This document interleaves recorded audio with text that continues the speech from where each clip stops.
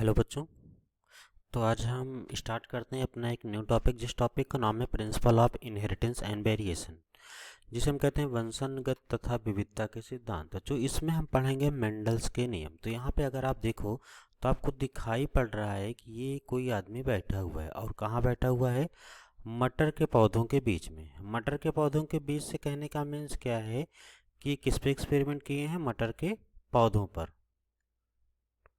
अब जब मटर के पौधे पर एक्सपेरिमेंट किए हैं तो इसीलिए कि यहाँ पे क्या मटर का पौधा दिखाई पड़ रहा है। तो ये वैज्ञानिक कौन है? ये हैं ग्रेगर जॉन मेंडल। और जो ग्रेगर जॉन मेंडल हैं, इन्हीं ग्रेगर जॉन मेंडल को हम क्या कहते हैं? Father of genetics. तो आज हम इन्हीं के बारे में पढ़ेंगे कि आखिर इन्होंने कौन कौन सा अपना एक्सपेरिमेंट किया था और क्या क्या इनकी क्वालिटी है। तो अब हम क्या करते हैं, नेक्स्ट टॉपिक पे चलते हैं। तो जो हमारा नेक्स्ट स्लाइड है, इस स्लाइड में कहा गया है मेंडल का प्रयोग। तो जो मेंडल का प्रयोग है, मेंडल के प्रयोग में ये कहा गया कि मेंडल ने अपना जो एक्सपेरिमेंट किया था किस पे किया था? मटर के पौधे पे। और जो मटर का पौधा है, अगर इसके हम साइंटिफिक नेम देखें तो इसका नेम है पाइजम सटाइवम। जो कि मोस्टली पूछा जाता है कि आखिर मेंडल ने अपना किस पे एक्सपेरिमेंट किया था? तो हम कहते हैं मटर, लेकिन मटर का जो बॉटनिकल नेम होता है, मीन्स वनस्पतिक नेम, वो वनस्पतिक नेम क्या है? पाइजम सटाइवम। और मेंडल ने आखिर अपना एक्सपेरिमेंट किया, क्योंकि मेंडल क्या थे? एक पादरी थे। और जब पादरी थे तो मेंडल अपना एक्सपेरिमेंट किस पे किए? मटर के पौधे पे किए। मटर के पौधे पे एक्सपेरिमेंट करते थे और करते करते इनकी क्या हो गई? डेथ हो गई। तो जो इन्होंने अपना एक्सपेरिमेंट किया था, इसी एक्सपेरिमेंट को उन्होंने क्या किया, जो जो साइंटिफिक कमेटी थी उस कमेटी के पास अपना एक्सपेरिमेंट सबमिट किया। लेकिन उन्होंने क्या किया? इनके एक्सपेरिमेंट को की तरफ फोकस नहीं किया। क्यों? क्योंकि उस समय एक थ्योरी चल रही थी जिसका नाम था origin of species by natural selection. कहने का मीन्स क्या है कि जो भी नई स्पीसीज की उत्पत्ति होगी वो किसके द्वारा होगी? नेचुरल सिलेक्शन के द्वारा। और इसको कौन बताया था? डार्विन। जब सब लोग इधर डिस्टर्ब थे तो इसकी वजह से क्या किया? लोगों ने इनके एक्सपेरिमेंट की तरफ फोकस नहीं किया और इनकी डेथ हो गई। जब इनकी डेथ हो गई तो इनकी डेथ के बाद कई साइंटिस्ट आए, और जो साइंटिस्ट आए तो उन सब ने क्या किया? इनको फिर से रीडिस्कवर किया। रीडिस्कवर कहने का मीन्स क्या? दोबारा इसकी खोज की।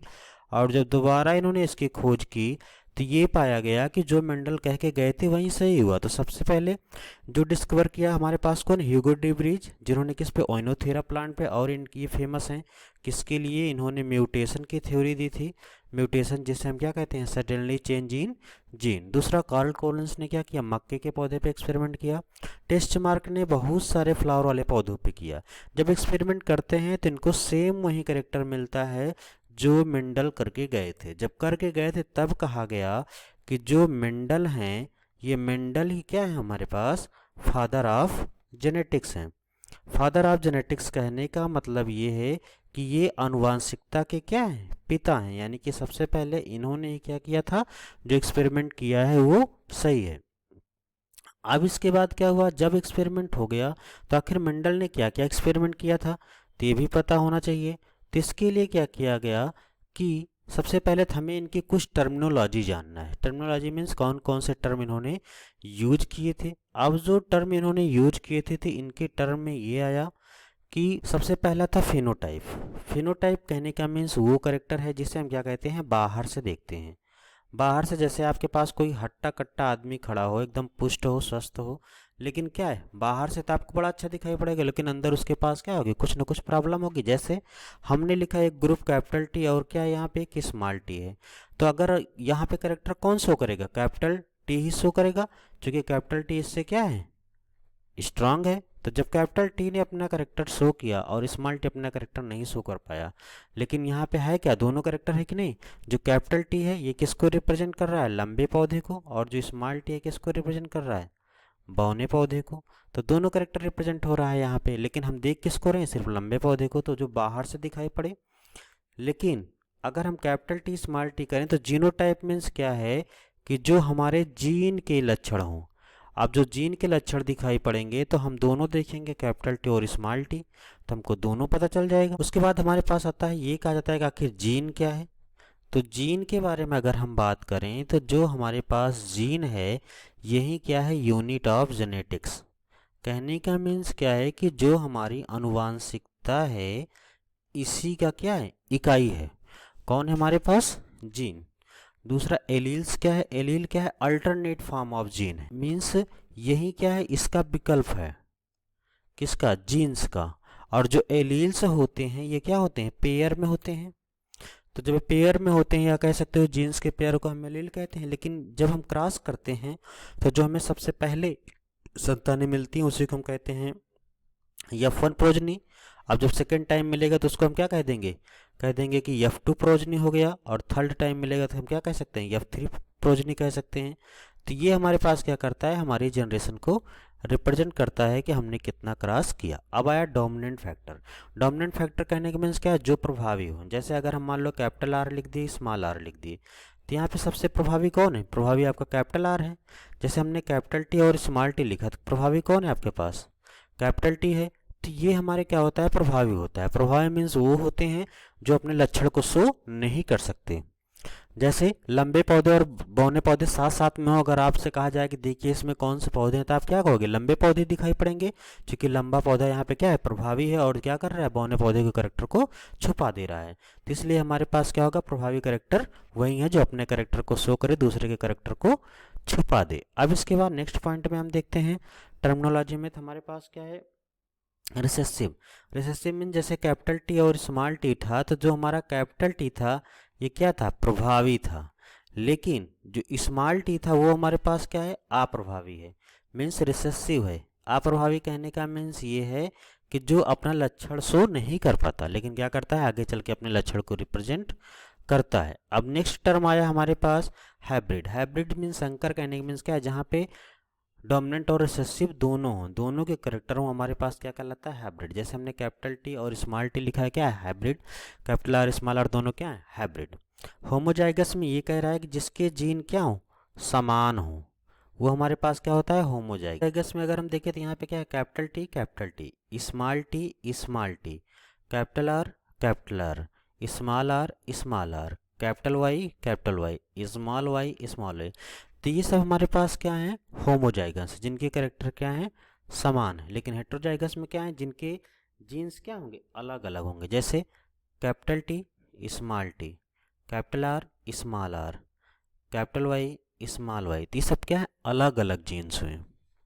तो इसलिए हमारे पास क्या हुआ, हेट्रोजाइगस। नेक्स्ट टॉपिक हमारे पास है जीनोम। जीनोम को हम क्या कहते हैं, तो जीनोम हमारे पास क्या है, हैप्लॉइड सेट ऑफ समूह, haploid set of chromosome. Means तो हम कह सकते हैं गुणसूत्र के अगुणित समुच्चय को क्या कहते हैं, जीनोम कहते हैं।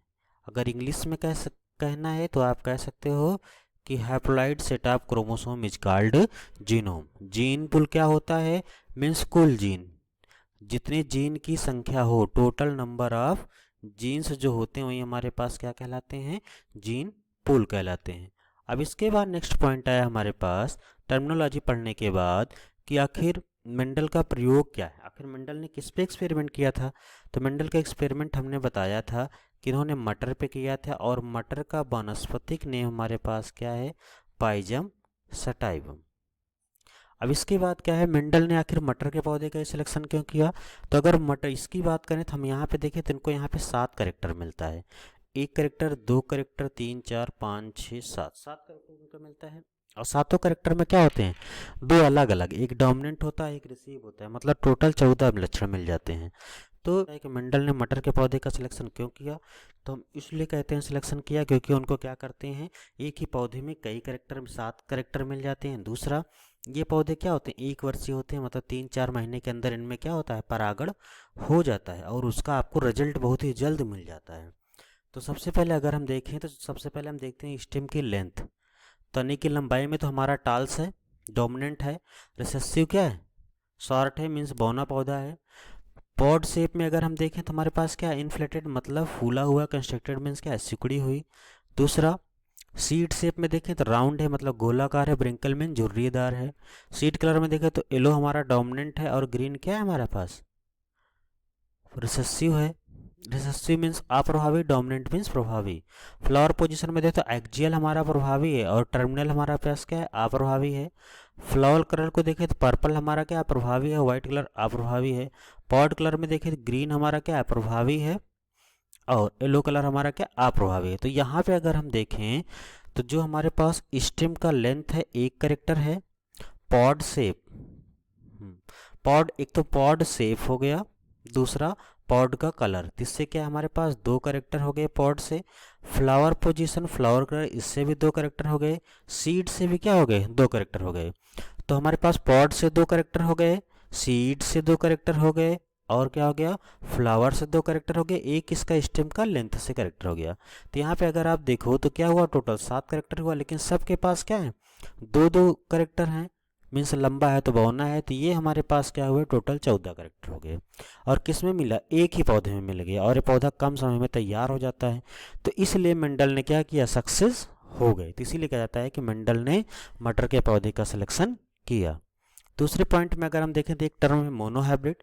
मोनोहाइब्रिड कहने का मीन्स क्या, जब हम एक ही करेक्टर को लेकर क्रॉस करते हैं तो वो हमारे पास क्या होता है, मोनोहाइब्रिड क्रॉस। जैसे हमने यहाँ पे एक करेक्टर को लेकर क्रॉस किया, मीन्स टी मीन्स लंबा पौधा, स्मॉल टी मीन्स बौना पौधा, मीन्स हम स्टेम लेंथ को लेकर हमने क्रॉस किया। तो यहाँ पे क्या हो गया हमारा, एक क्रॉस, मीन्स मोनोहाइब्रिड क्रॉस हुआ। लेकिन अगर हम यही क्रॉस क्या करते हैं, एक से अधिक लेकर करते हैं, मतलब डाई हाइब्रिड है तो दो को लेकर करते हैं। जैसे मान लो हमने capital R R capital Y Y cross कर दिया किसमें, स्मॉल आर आर और स्मॉल वाई वाई में। तो यहाँ पे क्या है, राउंड शेप हो गया, ये येलो, ये क्या होगा ब्रिंकल, और ये क्या होगा ग्रीन। तो क्या है, दो करेक्टर है तो इसलिए हमारे पास है क्या हो गया, डाई हाइब्रिड क्रॉस हो गया, मीन द्विसंकर क्रॉस हो गया। अब हम नेक्स्ट पॉइंट में आते हैं।